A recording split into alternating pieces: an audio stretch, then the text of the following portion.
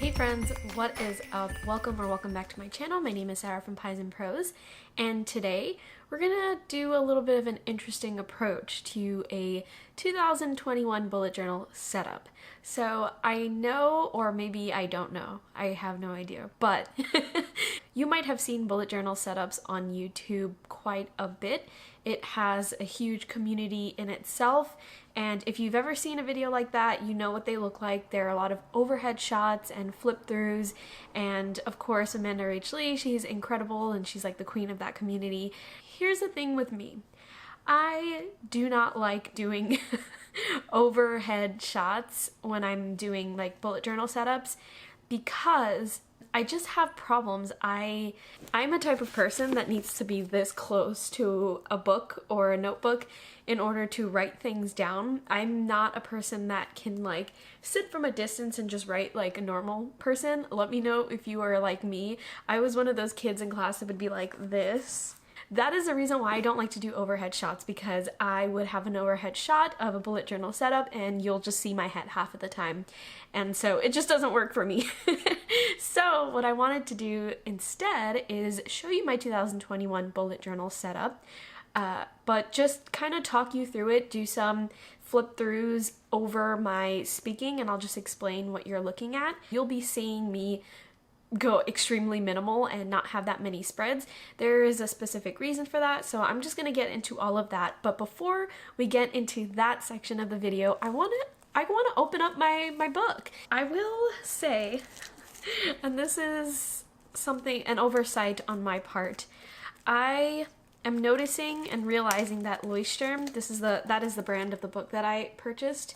It is the Leuchtturm 1917, which is the standard bullet journal, so they say in the bullet journal community. I'm realizing that it does have a leathery texture on it, and I don't know if it's leather. I have no idea. I'm hoping that this is going to tell me. Okay, a million years later, if I found out Leuchtturm's leather-like cover material is a rugged synthetic blend.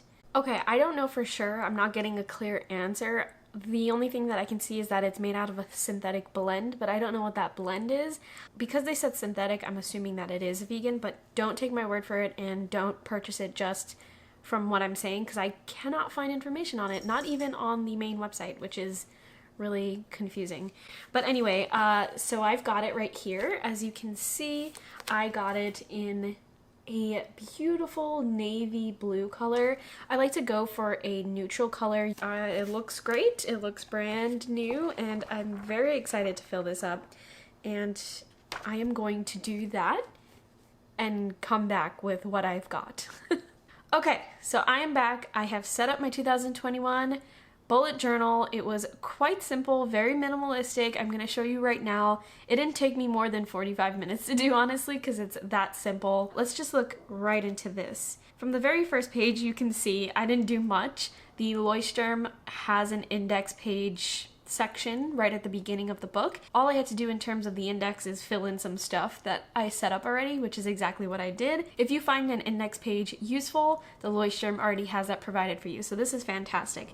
And what's also great about the Leuchtturm, at least the 1917 one, is that it has numbered pages, so you don't have to manually put in your page numbers if that's something that is useful to you. I didn't have to do anything really. Quite simple there.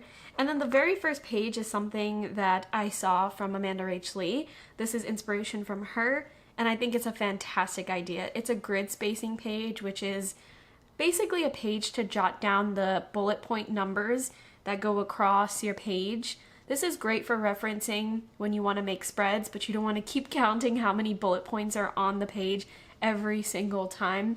I'm telling you, if you use a bullet journal, that happens so often, and it gets extremely frustrating. So this is super helpful.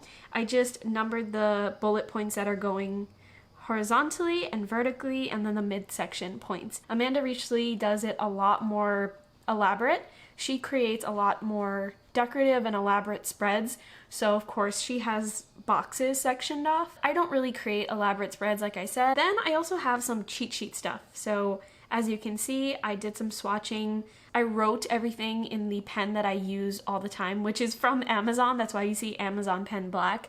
I don't know the exact brand of it, but I can link it in the description, but that is what I use all the time. And then some swatches that I did were for some super tips. So those are the Crayola super tip markers. I did brown, orange, green, gray, and pink.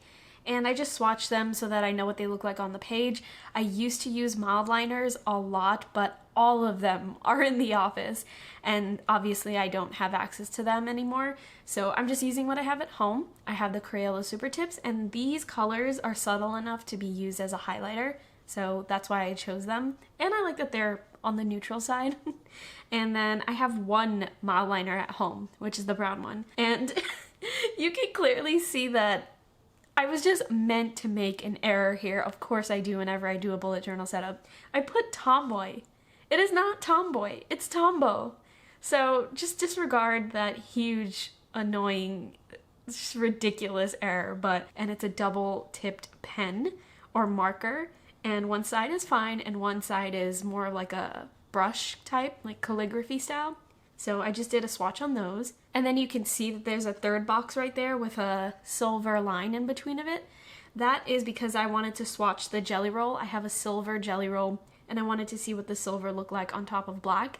And you'll see why in a second. And I'm most likely going to use this to experiment with other things. Sort of encouraging, because I know people don't like to make mistakes in their bullet journal. So if you have 1 or 2 cheat sheets or cheat pages where you feel like you're okay to mess around with, I think it's very encouraging. Moving on, this is my collaborations page. It's very straightforward. This is what I use to keep track of collaborations with brands. I like to have it on paper. What I have here is a section for the brand, which is the brand that I collaborate with.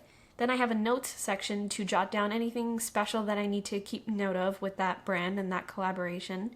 And then I have a date, which is the date of the collaboration. This is a fantastic tool for me personally. When you work with a brand, you can go back and forth on email for a very long time, and that can get really messy in your inbox. So I like to just jot this down in my notebook so that I can refer to it. If I know that I'm working with a brand on a specific date or a specific month of the year, it helps me search it in my email, it helps me search it on my online organization tools. It's just a great reference point. The next page is something that I've never done before.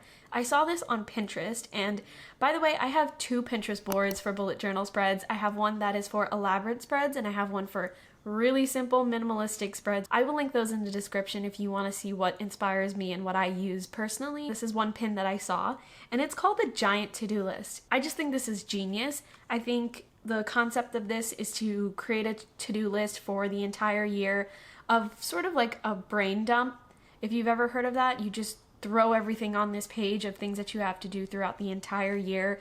Maybe you have a list of things already set before the year starts. And the way that I set it up, which is exactly like I saw on the pin, is that I divided the spread into 4 sections. As you can see, there are 4 broad brackets and then there are 4 very narrow brackets. The broad brackets are going to be used to jot down the to-do list item, like what is the task, and then the tiny brackets are going to be due dates. So for example, the 2020 wrap-up blog post will be something that I put in the large bracket, and then in the small bracket I would put December 31st, and that is the due date. And I would just do that with every single thing that I'm jotting down here, sort of throw everything out there and reference when I'm using it for monthly and weekly planning, so I don't forget anything. It'll be my first time using it, so wish me luck.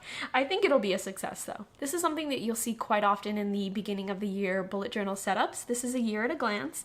So I put in the months and the mini calendars for each month of 2021 all set up. And I did it on these 2 pages, splitting it up this way so that I wouldn't need to flip back and forth in between pages. I wanted to make sure everything fit on one entire spread so that I can just look at it like this and have everything laid out right in front of me. I think the space that I'm going to use underneath each calendar is going to be something for my content creation, sort of like a quarterly assessment type thing. So I plan to look at this each month, at the end of each month, and sort of jot down stats for my blog, my YouTube, my Instagram, etc. and just keep track of those numbers, keep track of any sort of analytics that I think are going to be useful here. It'll be a great way to sort of assess my growth, assess my platform, and see how it's doing throughout each month. I personally don't find this spread useful for just general and personal planning throughout the year.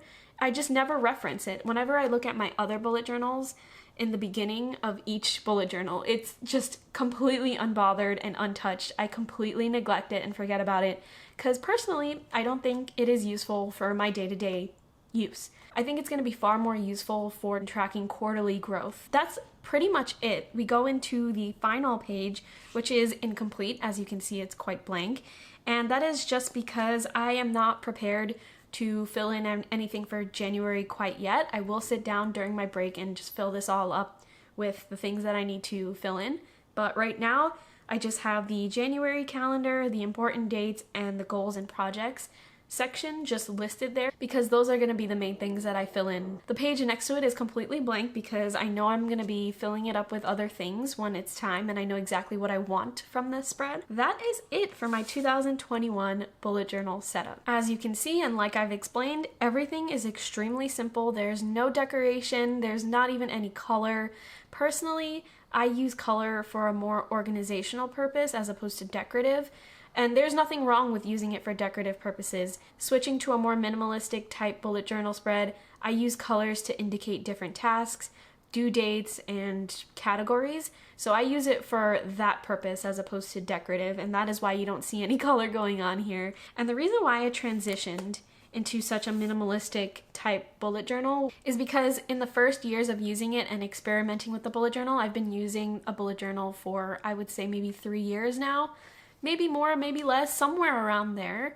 I started getting more intricate as the years went by because I wanted to experiment and sort of enjoy my time with the bullet journal and making it fun. But now that I have a 9-to-5 and my online platform is growing quite a bit, it's not that I don't have the time or resources to create pretty spreads, it's just that I prefer to have the maximum amount of space on the page to be productive. So when I do decorations, it sort of gets in the way. It starts to minimize the amount of space that I have to write down notes, write down ideas, and I write quite a bit, so I need all the space that I can get. And that is why I just do something extremely straightforward, a couple of boxes here and there, and that is it. I find it to be quite helpful. I've been using this approach for, I would say, a year and a half, and it has worked very well for me.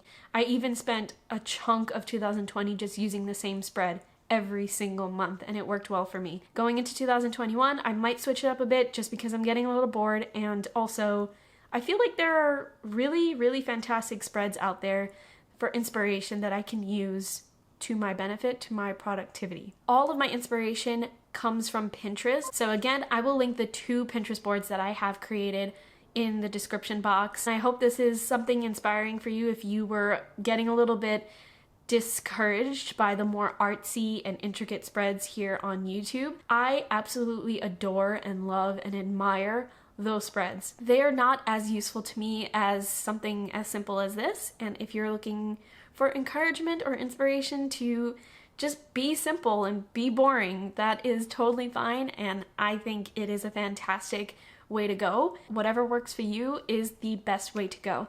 And now that I think about it, I actually did a blog post about starting your own bullet journal for the very first time. I can't believe I forgot I did that, but I did that quite a bit ago. So I will also link that in the description. It's like a 101 how to start your bullet journal, what materials you can use, explaining the process if you've never heard of a bullet journal before. So I will link that in the description. I am going to go now. I did want to say before I go that I posted a questions sticker on my Instagram stories asking you to ask me questions about New York City. What is it like to live in New York City? What is my experience here? I know a lot of people have asked me questions about New York living. So head over to Instagram as soon as you can before the sticker disappears.